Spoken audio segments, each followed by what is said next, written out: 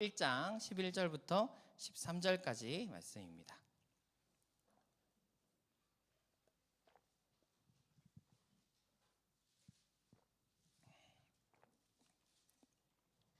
로마서 1장 11절부터 13절까지 말씀이고, 이거 신약성경 239면이 되겠습니다. 우리 세 절 말씀 한 목소리로 같이 한번 읽겠습니다. 시작.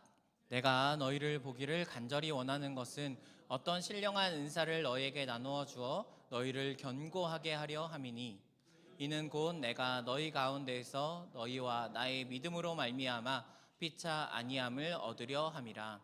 형제들아, 내가 여러 번 너희에게 가고자 한 것을 너희가 모르기를 원하지 아니하노니, 이는 너희 중에서도 다른 이방인들 중에서와 같이 열매를 맺게 하려 함이로되 지금까지 길이 막혔도다. 아멘. 오늘도 수요예배 나오신 여러분들에게 하나님의 크신 은혜가 함께 하시기를 축복합니다. 오늘의 설교 제목은 복음은 사랑이다 2입니다. 1탄이 순익 분기점을 넘겨서 안 넘겨도 어차피 할 거였지만 오늘은 2탄입니다. 여러분, 제가 오늘 많이 묻는 게 사순절을 은혜롭게 보내고 계십니까? 라는 질문인데요. 지난 시간 사랑에 대해서 많이 나눴는데 혹시 이 사랑을 기억하면서 2주간 혹시 보내셨습니까? 제가 사랑에 대해서 3가지를 나눴는데 혹시 기억하고 계신 분 계신가요? 사랑은 얄미운 나비인가봐 아니고요. 네, 저도 많이 알죠? 네, 사실 2주 동안 기억하는 게 쉽지 않아서 전에 했던 말씀을 잠깐 정리하고 오늘 말씀을 좀 나눠보고자 합니다. 3가지를 나눴는데요. 사랑은 남이 잘 되는 걸 기뻐하는 것이다. 그래서 배합하는 게 아니라 내가 사랑하는 자가 잘 되는 걸 기뻐하는 것. 두 번째로, 사랑은 그 사람을 위해서 기도하는 것이다. 그래서 시간을 내서 기도하는 것이 사랑이다. 세 번째는, 사랑은 함께하는 것이다. 사랑하기 때문에 더 날마다 함께 하고자 하는 것이 사랑이다라고 나눴습니다. 오늘은 또 다른 사랑 3가지를 함께 나누어 보고자 합니다. 먼저는 11절인데요. 우리 함께 한 번 더 같이 읽겠습니다. 내가 너희를 보기를 간절히 원하는 것은 어떤 신령한 은사를 너희에게 나눠주어 너희를 견고하게 하려 함이니. 오늘 나눌 첫 번째 사랑, 그리고 4번째 사랑인데요. 사랑은 나눠주는 것입니다. 어떤 사람이 나를 사랑하는지, 혹은 내가 어떤 사람을 사랑하는지를 이럴 때 느낀대요. 맛있는 걸 먹을 때 이거 누구랑 같이 와야겠다. 그럼 내가 그 사람을 사랑하는 거고, 혹은 이제 포장해서 집에 가져가면 저 사람이 나를 정말 사랑하는구나, 뭐 이렇게 많이 느낀다고 합니다. 저도요, 이제 울산에 온 지 이제 지금이 3월이잖아요. 제가 12월에 왔으니까 4달째, 회수로 이제 5달째 이렇게 막 넘어가고 있는데, 저 전도를 참 많이 당했어요, 여러분. 무슨 전도냐? 맛집 이러고.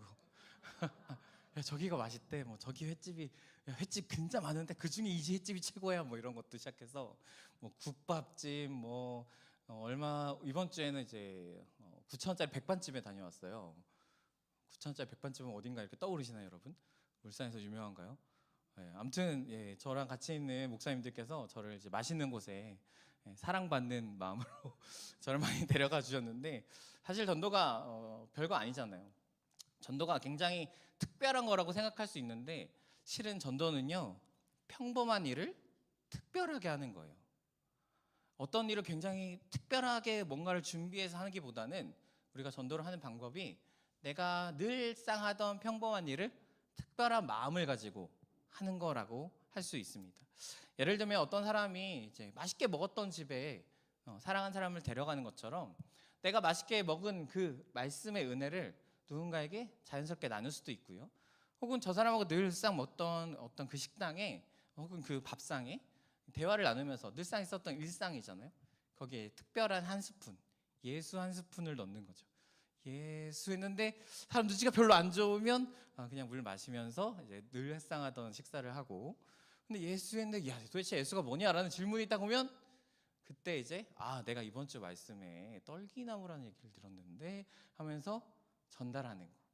사실은 우리가 막 특별한 것을 위해서 애쓰기보다는 우리가 지금 늘상 평범한 삶에서 만나고 있는 그 사람들에게 특별한 마음을 가지고 복음을 전하는 게 우리가 해야 되는 전도가 아닐까 생각이 듭니다. 시간뿐만 아니라 뭐 물질도 나누고요, 생각도 나누고요, 마음도 나누면서 우리가 전도를 하는 것이죠. 이 모습이 제일 잘 나타난 게 초대교회의 모습이었는데요. 우리 사도행전 2장의 말씀 같이 한번 읽어보겠습니다. 시작. 믿는 사람이 다 함께 있어 모든 물건을 서로 통용하고 또 재산과 소유를 팔아 각 사람의 필요를 따라 나눠주며. 아멘. 많은 교회들의 목표가 초대교회 같은 교회가 되자라는 목표를 세웁니다. 초대교회를 많이 따라가려고 해요. 혹시 우리 공동체도 그렇게 될 수 있을까요? 우리 초대교회와 같은 성광교회 될 수 있을까요?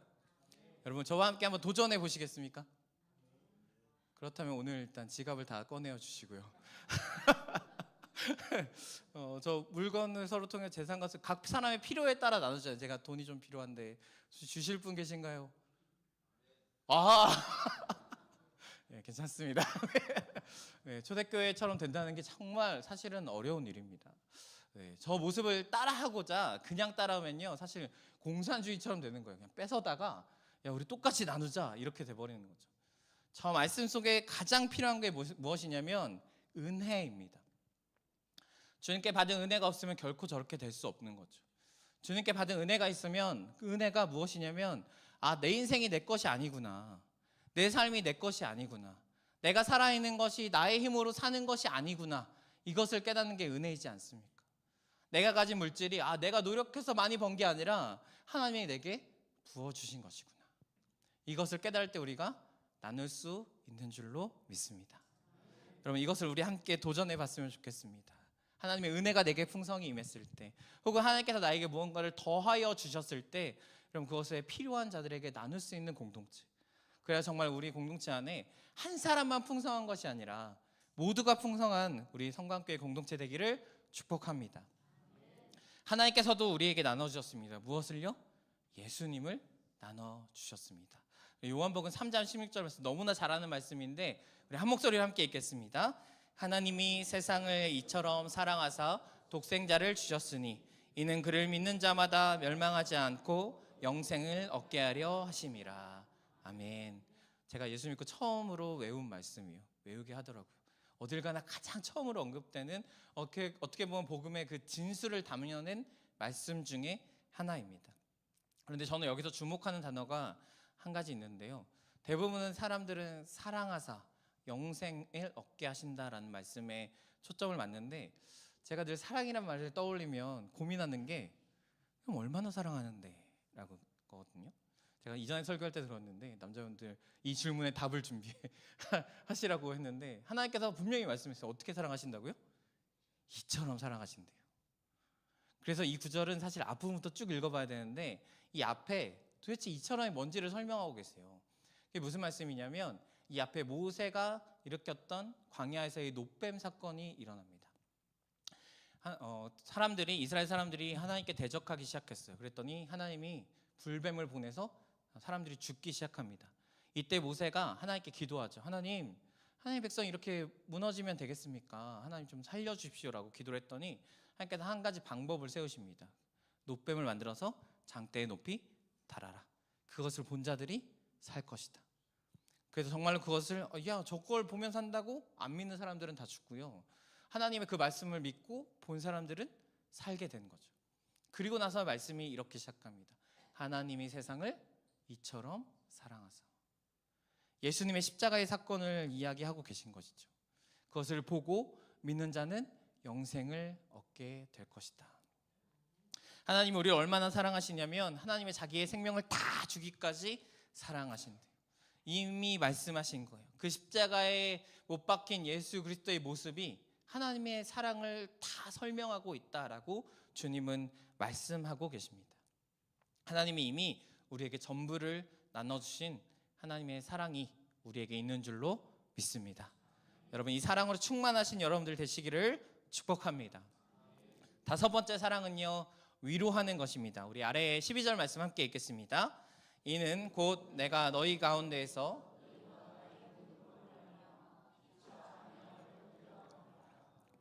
아멘. 피차 아니함을 얻으려 한다. 그래서 서로 위로하고 격려를 얻고자 한다라고 이야기합니다. 바울만 위로를 얻고자 하는 게 아니고, 로마 교회만 바울을 통해서 위로를 얻고자 하는 게 아니고, 서로가 서로의 만남을 통해서 위로를 얻는다라고 이야기를 하고 있는 것이죠. 여러분 혹시 어떤 힘든 사람이 자기에게 왔을 때 위로를 잘 해주시는 편이신가요?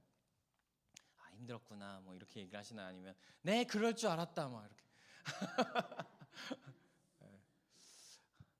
제가 찾아보니까 정신건강의학과에서 말하는 위로의 3원칙이 있습니다. 여러분 한번 잘 들어보세요. 첫 번째는 명료화라고 합니다. 상대방이 오면요, 힘들었으면 아 네가 화가 났구나, 아 우울했구나, 그 사람의 상태를 내가 알고 있다는 걸 명확히 해주는 거예요. 아 내가 너의 마음을 알고 있어, 너 정말 힘들었겠다라고 말하면서 그 사람의 감정을 내가 널 지금 이해하고 있어, 너 지금 이런 상태 맞지? 라고 하면서 명료화를 시켜주는 거죠. 두 번째는 정상화입니다. 야 내가 그런 상황이었으면 나도 화가 났을 거야, 네가 화가 나고 어려워하고 힘들어하는 거 당연한 거야 라고. 그 사람이 뭔가 특이한 상황에서, 너만 굉장히 유별난 상황에서 빠져 있는 게 아니라 너 지금 정상이야, 나라도 그랬을 것 같아 라고 하면서 그 사람의 상황을 정상화 시켜주는 거죠. 세 번째는 가치의 승인인데요, 야, 그럼에도 불구하고 너는 존귀한 자야 라고 이야기해 주는 거죠. 누가 뭐래도 괜찮아, 야 너 실패했어? 그래도 괜찮아, 너의 가치는 변하지 않았어, 너 괜찮은 사람이야, 너 다시 하면 잘할 수 있어 라고 하면서 그 사람의 가치를 세워주는 거예요. 여러분 위로가 있는 공동체는 사람이 세워지고 또 건강하고 화목한 공동체이자 또 화목한 교회가 될 줄로 믿습니다. 또 가정 안에서도 마찬가지인데요, 가정 안에서도 누구의 잘못을 꼬집기보다 그럴 수 있지, 괜찮아, 나라도 그랬을 거야, 그럼에도 불구하고 너 괜찮아, 너 잘할 수 있어 라고 응원하는 공동체가, 그런 가정이 우리의 가정이 되시기를 축복합니다. 그런데 여러분 혹시 위로의 반대말이 뭔지 아세요? 제가 설교를 준비하면서 위로의 반대말을 곰곰이 생각해 봤거든요. 상처의 반대말은 위로가 될까요? 뭔가 모르겠는 거예요. 제가 그래서 인터넷에 쳐봤어요. 요즘에 다 검색하면 나오니까. 위로의 반대말 했더니 책 한 권이 뜨더라고요. 이 책의 이름은 바로 이렇습니다. 악어 아저씨의 반대말 이야기. 예, 어린애들이 보는 책이에요. 아이들한테 어떤 단어를, 악어 아저씨의 반대말 이야기라는 책입니다. 거기에 이렇게 써 있더라고요. 위로의 반대말은 아래로라고. 이게 반대말이잖아요, 그렇죠? 위로의 반대말은 아래로래요. 그래서 기껏 찾았더니 이게 나왔습니다. 뭐야 이게? 그래서 그냥 꺼버리려고 했어요. 근데 갑자기 저 말이 너무 크게 다가오는 거예요. 여러분 한번 잘 들어보세요. 여러분 사람을 위로하는 일은요, 무너진 사람을 위로 세우는 일입니다. 맞나요? 완전히 무전에 있는 사람을 위로해서 그 사람을 위로 세우는 일이에요. 근데 반대는 어떻죠? 이미 멀쩡히 세워져 있는 사람을 아래로 누르는 거예요. 무너뜨리고 넌 그렇게 하면 안 돼, 너는 할 수 없어 라고 무너뜨리는 일이죠. 위로의 반대말은 뭐라고요? 아래로. 여러분에게 위로가 넘치십니까? 혹은 아래로가 넘치십니까? 여러분 위로가 넘치시기를 축복합니다. 서로를 깎아내리는 말이 아니라 서로를 세워주는 말. 무너졌던 사람도 나에게 오면 살려내는 그런 정말 놀라운 의사와 같은 위로가 있는 여러분들이 되시기를 축복합니다. 또한 서로가 서로를 위로하면서 서로가 서로를 위로 세워주는 우리 성강교회 공동체 되기를 축복합니다. 하나님께서도요 우리를 위로한다라고 이야기하세요. 우리 고린도후서 말씀 3절과 4절 함께 읽겠습니다. 찬송하리로다 그는 우리 주 예수 그리스도의 하나님이시요 자비의 아버지시요 모든 위로의 하나님이시며 우리의 모든 환난 중에서 우리를 위로하사 우리로 하여금 하나님께 받은 위로로서 모든 환난 중에서 있는 자들을 능히 위로하게 하시는 이시리로다. 아멘. 하나님께서 우리의 모든 환난 중에서 위로하신대요. 우리가 환난 중에 있더라도 하나님이 없으신 게 아니라, 하나님이 사라져버린 게 아니라, 날 떠난 게 아니라 하나님은 우리를 위로하여 주신다라고 이야기하십니다. 너 내가 순종하라고 말씀을 줬는데 그것도 안 했어 라고 하나님이 지적하시는 분이 아니라, 아래로 나를 깔아 뭉개시는 분이 아니라 나를 위로하시고 세워주시는 우리의 하나님. 그럼에도 불구하고 나의 가치를, 너 그럼에도 불구하고 내 자녀야, 그럼에도 불구하고 내가 너에게 생명을 주고 너는 나와 함께 할 수 있는 귀중한 존재야라고 말씀하시는 것이 우리의 하나님이십니다. 하나님이 또한 말씀하십니다. 우리 고린도서 1장 5절 말씀 읽겠습니다. 그리스도의 고난이 우리에게 넘친 것 같이 우리가 받는 위로도 그리스도로 말미암아 넘치는도다.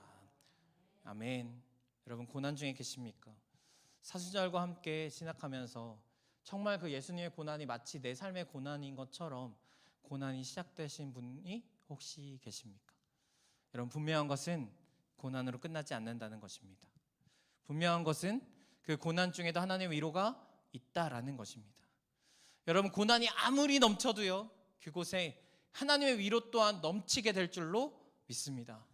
여러분, 이 하나님의 말씀을 신뢰하시면서 결국 사순절이 끝나고 부활주일이 오잖아요. 여러분, 우리의 고난도 끝나고 우리에게 영적인 부활과 육적인 부활과 새롭게 하는 회복이 우리에게 일어날 줄로 믿습니다. 여러분, 낙심하거나 포기하지 마시고 이 주님의 은혜 가운데 다시 한번 살아남을 얻는 여러분들이 되시기를 축복합니다. 마지막 6번째 복음은요, 사랑은 자랑하는 것입니다. 우리 13절 말씀 함께 읽겠습니다. 형제들아, 내가 여러 번 너희에게 가고자 한 것을 너희가 모르기를 원하지 아니하노니 이는 너희 중에서도 다른 이방인 중에서와 같이 열매를 맺게 하려 함이로되 지금까지의 길이 막혔도다. 아멘. 바울의 방문 목적 중에 하나를 설명하고 있는데요, 바울이 로마에 가려고 했던 이유 중에 하나가 열매를 맺게 하려고 한다라고 이야기합니다. 그런데 개정개혁판 성경으로 보면 이런 뉘앙스가 느껴지죠. 로마 교회가 아직 열매를 많이 맺지 못해서 바울이 가서 열매를 맺게 하려고 지금 내가 너에게 가려고 한다라는 뉘앙스로 느껴집니다. 그런데 사실 이 뉘앙스는 좀 다른데요, 새 번역으로 한 번 더 다시 한번 읽어보겠습니다. 시작. 나는 다른 이방인 사람 가운데서도 열매를 거둔 것과 같이 여러분 가운데서도 그것을 좀 거두려고 했던 것입니다. 뉘앙스가 어떠냐면 이 사람들이 열매를 못 맺고 있는 게 아니라 이 사람들이 맺고 있는 열매, 로마 교회가 맺고 있는 열매를 내가 거두려고 한다라고. 그러니까 지금 로마 교회는 열매를 맺고 있는 거죠. 믿음의 열매도 맺어지고요, 영적인 열매도 맺어지고요, 우리가 잘 아는 성령의 열매도 맺어지고 있고 사람도 세워가고 있습니다. 그럼 여기서 의문은, 바울은 거기 가서 그 열매를 자기가 가져다가 뭘 하려고 했을까요? 여기다 투자하려고요? 비트코인 뭐 주식 뻥튀기 갖고 막 대형 교회를 세우겠다, 이렇게 바울의 목표였을까요? 바울은 그것을 가지고 또 다른 선교로 나가려고 하는 거예요. 바울이 로마로 가려고 했던 또 다른 이유 중에 하나가 당시에 로마는 강대국이었잖아요. 저 로마의 복음이 전해진다면, 그리고 저 로마에 모인 사람들이 하나님 앞에 돌아온다면 이 모든 세계가 돌아올 수 있다라고 생각을 했습니다.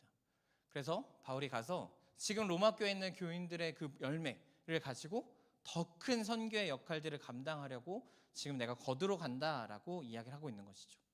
그런데 바울이 저 로마 교회의 어떤 열매들을 거둔 후에 이제 그 열매를 또 세계 선교를 위해서 뿌리게 되잖아요. 그럼 어떤 일이 일어나냐면, 예를 들면 이런 거예요. 로마에 어떤 신실한 사람이 있습니다. 이 사람을 데리고 다른 교회, 다른 지역으로 파송을 시켜요. 그 사람이 거기서 교회를 막 잘 만듭니다.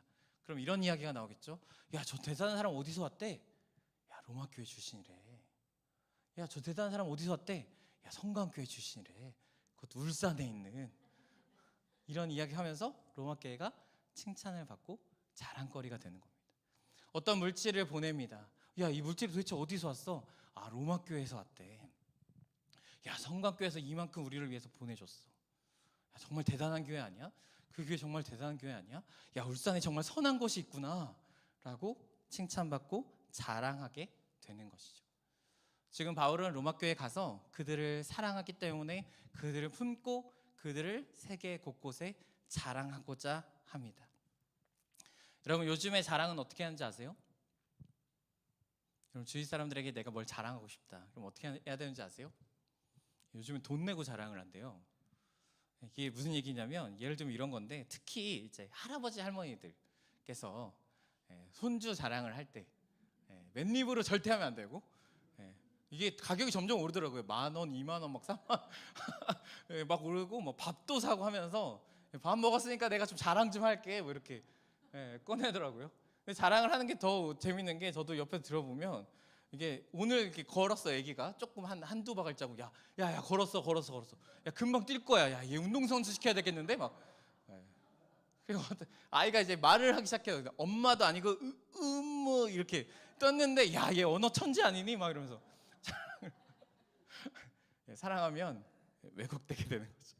사랑하면 내세우고 싶은 거예요. 뭐 실제로 대단하냐 안 대단하냐가 문제가 아니고 내가 사랑하는 그 존재를 누군가에게 보여주고 싶고 말하고 싶고 내비치고 싶은 것이죠. 하나님도 우리에게 향한 그 마음이 사실은 똑같습니다. 성경은 하나님의 이야기입니다. 그런데 하나님의 말씀만 쓰여진 건 아니에요. 그러니까 하나님만 계속 말씀하시는 게 아니잖아요. 하나님 앞에 말씀을 듣고 순종한 사람들. 어쩌면 하나님의 입장에서 보면은 내 말을 듣고 순종한 사람을 내가 너희들한테 자랑하고 싶어 라고 쓰여진 책이 아닐까요? 그러면서 우리에게 말씀하시는 거죠. 너희도 내 말을 듣고 살아감으로 나의 자랑이 되어라. 이 세상에 하나님의 자랑이 되는 여러분들이 되시기를 축복합니다. 하나님의 사랑을 받는 우리가 또한 하나님의 자랑이 될 줄로 믿습니다. 또한 우리가 하나님을 사랑하기 때문에 우리도 하나님을 자랑해야 될 줄로 믿습니다. 시편 말씀 함께 읽겠습니다. 어떤 사람은 병거, 어떤 사람은 말을 의지하나 우리는 여호와 우리 하나님의 이름을 자랑하리로다. 이 세상에 어떤 사람은 자기가 가진 돈을 자랑합니다. 어떤 사람은 자기의 권력을 자랑하고요. 어떤 사람은 자기의 스펙을 자랑하고요. 어떤 사람은 내가 예전에 이런 사람이었어 이런 것들을 자랑합니다. 그러나 우리가 자랑할 것이 있다면 하나님의 이름인 줄로 믿습니다. 하나님의 그 사랑인 줄로 믿습니다. 내가 어떤 사랑을 받았는지, 하나님이 나에게 어떤 사랑을 주셨는지, 내가 무엇 때문에 지금 살아가고 있는지, 내가 무엇 때문에 이런 생활 가운데 믿음을 지키며 교회에서 나아가고 있는지 우리가 그것을 자랑해야 될 줄로 믿습니다. 여러분 우리가 자랑하는 걸 잘 보시잖아요. 그것이 나의 1순위가 될 경우들이 많아요. 어떤 사람을 처음 만났는데 첫 마디가 야 어제 드라마 봤어? 그럼 그 사람은 드라마가 1순위죠. 어떤 사람을 만났는데 야 요즘 커피가 이러면 그 사람의 사랑의 관심은 커피인 거예요. 여러분 우리의 첫 마디가 하나님이시기를 축복합니다. 나의 첫 마디가 내가 자랑할 것이 내가 말할 것이 정말 하나님께 받은 그 사랑이 되어지기를 축복합니다. 마지막으로 예레미야의 고백을 나눕니다. 함께 읽겠습니다. 내가 다시는 여호와를 선포하지 아니하며 그의 이름으로 말하지 아니하리라 하면 나의 마음이 불붙는 것 같아서 골수에 사무치니 답답하여 견딜 수가 없나이다. 아멘. 예레미야는요 다른 선지자와 다르게 이스라엘은 멸망하게 됐어 라는 확정된 심판을 나눕니다. 그래서 슬퍼해서 애가도 지었죠. 그런데 여러분 생각해 보세요. 어떤 누가 아무리 하나님 말씀이라고 해도 너 이제 끝났어 망했어 라는 말씀을 누가 듣기 좋아하겠어요.